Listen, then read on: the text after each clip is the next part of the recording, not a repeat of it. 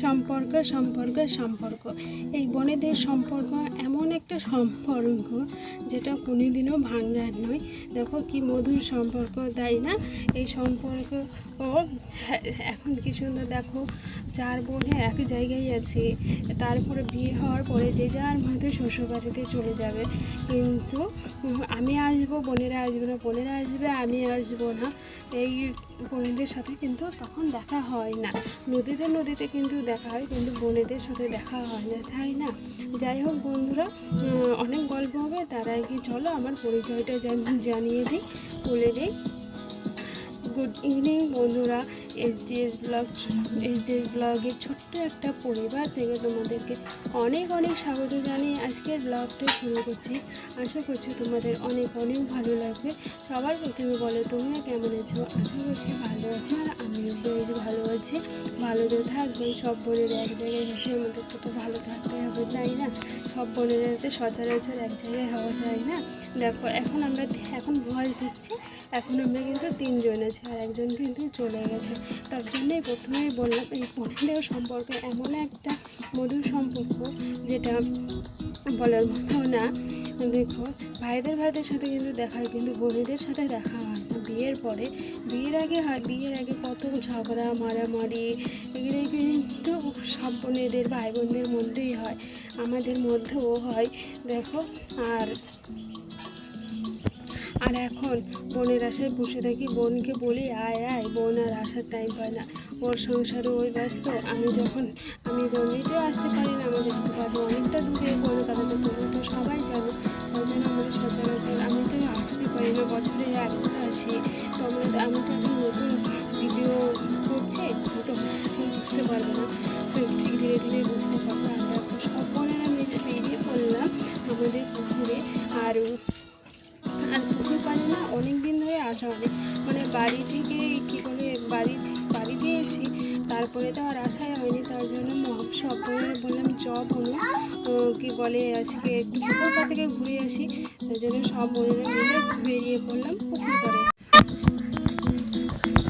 দেখো আর আমাদের পুকুর পাড়ে না চারিপাশে আমের গাছ ছিল, দেখতেই পাচ্ছ আমের গাছগুলো, তোমাদেরকে আমি একটু ভালো করে দেখাচ্ছি। আর আমাদের পুকুরটা দেখো কত বড়, আগে এতটা বড় ছিল না।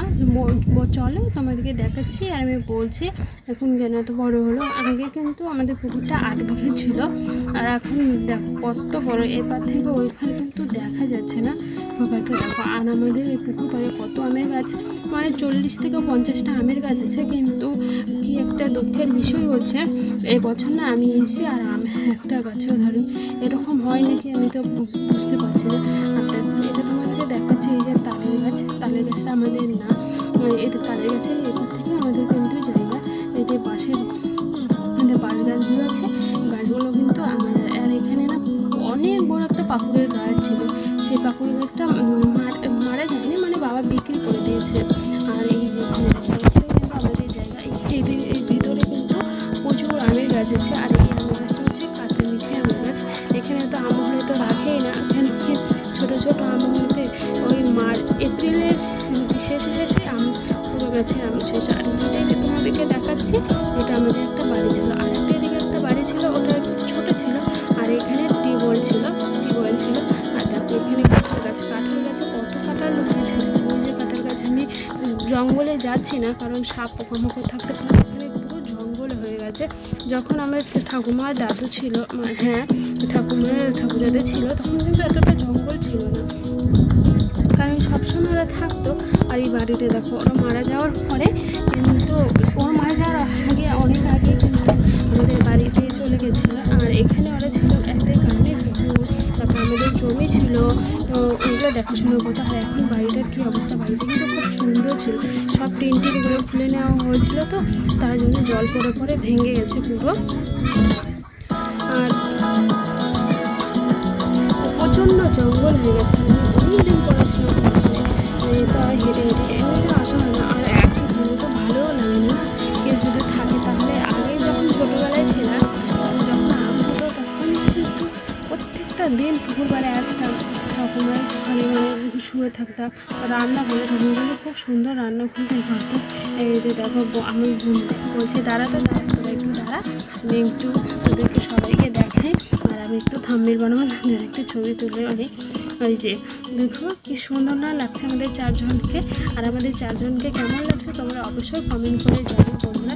আর আগে বোনদের সাথে এই যে বোনটা শাড়ি পরেছে, ও কিন্তু আমার ছোট, তারপর সবুজ যে ড্রেস পরেছে ও মেজো, তারপর ও যে সাদা একটা মানে পিঙ্ক কালারের ড্রেস পরে, ও সবার ছোট। আর কি যেন বলছে আর হাসাহাসি করছে, আমিও বুঝতে পারছি না, ঠিক একটা মনে নেই কি বলেছে, হাসাহাসি করছে। আর আমি কিন্তু শাড়ি পরেছি, চার বোনে এক জায়গায় কত আনন্দ না, কত রকমের গল্প। এই বোনের বিয়ে হয়ে গেলে কিন্তু চার বোন, এখন যখন চার বোন একসঙ্গে হয়েছে তখন কিন্তু দুটো বোনের বিয়ে হয়ে গেলে তখন কিন্তু আর হতে পারবো না, যে যার সংসারে সে কিন্তু ব্যস্ত থাকবে, তাই না? আর এই যে তুলে এসে তারপরে থেকে চলে আসলাম এই যে ফুল গাছ। আর এই যে জমিগুলো দেখছি কেটেছে, মানে পুকুরটা এত বড় ছিল না, পুকুরটা আগে 8 বিঘে ছিল। আর এখানে না বড় কিছু প্রচণ্ড ইয়ে হচ্ছে, হাওয়া চলছে, হয়তো তোমরা একটু শুনতে পাবে আওয়াজের শব্দ। যে এই জমিগুলো ছিল, এই জমিগুলোতে আমাদের কিন্তু আগে চাষ করতো আলু, সবজি, মানে অনেক কিছু সবজি চাষ করতো, তার জন্য চাষ করতো, অনেক কিছুই চাষ করতো, তোমাদের একটু বললামই। আর এখন কেন পুকুরটা কেটেছে বলছি দাঁড়াও। এখানে পুকুরটা একটাই কারণ আছে, ওই যে বাড়িটা তোমরা দেখতে পেলে, ওই বাড়িটাতে আগে দাদু ঠাকুমা ছিল যখন, তখন ভালো ছিল। তারপরে এখানকার এই যে আদিবাসী পাড়াটা তোমাদেরকে দেখালাম, ওটা আদিবাসী পাড়া ছিল। ওই আদিবাসী পাড়ার ছেলেরা আমার দাদু ঠাকুমাকে মারার পর তারপরে আমরা কিন্তু বাড়িতে নিয়ে গেছিলাম, তারপর থেকে কিন্তু ওরা ওখানে থাকে না। আর এখানে যত চাষ করা হয় সব লোকেরা চুরি করে নিয়ে যায়, তারপরে ছাগল টাগল গরু টরুদের খাইয়ে দেয়, ওই জন্য। আর কি চাষ করলেও মানে খুব একটা পায় না, তার জন্য খুব একটা চাষ করতো না, জমিটা সারা বছর ফেলে রাখতো। তার জন্য বাবা আর কাকা মিলে ডিসিশন নিয়েছে কি এখানে আমরা চাষ করবো না, এখানে পুরো পুকুরটাই কাটবো, তার জন্য পুরো ওই জমিগুলো কেটে নিয়েছে। আর দেখো জমিগুলো কিন্তু অনেকটা করে জমি ছিল, ওই যে তোমরা ওই গাছটা দেখতে পাচ্ছ, ওই গাছটা থেকে সোজা সোজা জমিগুলো ছিল, মানে অনেকটাই জমি ছিল।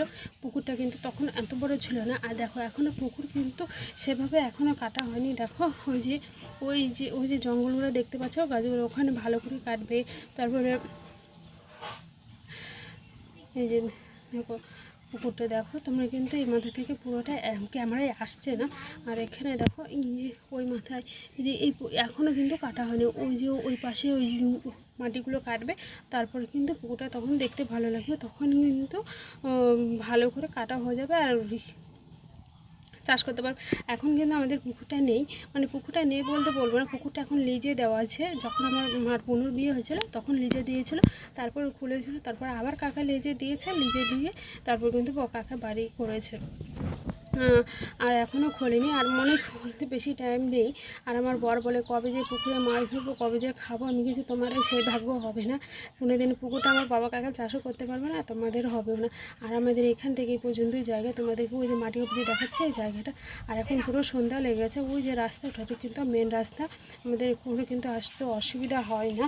আর এই পুকুরটা করতে কিন্তু বাবা অনেক কষ্ট করেছে, এটা কিন্তু দাদুর পুকুর না, দাদু মোটেই 1.5 বিঘে জমি ছিল, আর আমার বাবা কিন্তু কষ্ট করে সব জমিগুলো করেছে। আর এখন কত লোকের কথা এই পুকুরটা দেখে কিন্তু আমাদের পাড়ার লোক অনেকেই হিংসা করে, ওই জন্য আমরা কিন্তু সরকার থেকে কিছু পাইও না এই পুকুরটার জন্য। মানে আমরা 4 বোন, ভাই নেই, কে এত সম্পত্তি খাবে, সবাই এই কথা বলে। আরে সম্পত্তি তো পরের কথা না, কি বলে এই পুকুরটা দেখে না এত লোকের এত হিংসা, মানে বলার মতো না। আর দেখো পুকুর টুকুর ঘুরে এসে চলে আসলাম আমরা ঘুগনি খেতে, বোনেরা বলছে চ আমরা ঘুগনি খেতে যাবো, তাই জন্য আমরা চলে আসলাম টোটো করে এখানে একটু বাজারে, তো ঘুগনি টুগনি খেয়ে বাড়ি যাবো। চলো বন্ধুরা আমরা ঘুগনি খেতে থাকি, তোমরা দেখতে থাকো ভিডিওটা, আমি এখানে আছি বা এটা।